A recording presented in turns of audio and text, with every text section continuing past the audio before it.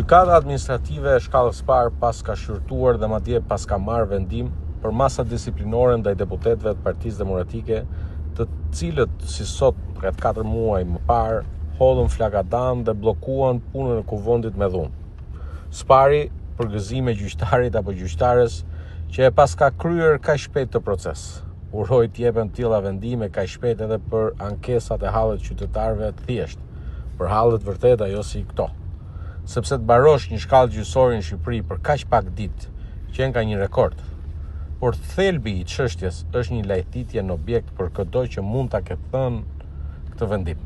Ndoshta gjyqtari apo gjyqtarja nuk e di se gjykata e lartë e Republikës son e ka konsoliduar praktikën në një rast më parshëm duke sankcionuar moskalimin e gardhit të gjyqësorit tek fusha e legislativit për këto lloj masash disiplinore. Dihet botërisht se gjykatat nuk kanë jurisdiksion të gjykojnë këto lloj masash disiplinore, sepse këto janë akte të parlamentit dhe nuk mund t'i nënshtrohen vlerësimit nga pushteti gjyqësor.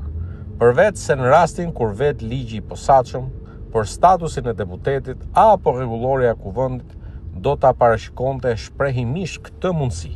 As ligji, as rregullorja nuk e përcakton këtë mundësi. Në këto raste vepron parimi i autodikjes, pra që janë organet e vetë parlamentit ato që gjykojnë veten dhe askush tjetër. Përjashtimet duhet të parashikohen shprehimisht në kushtetut apo në një ligj të posaçëm, ndryshe nuk i hyn dot brenda gardit.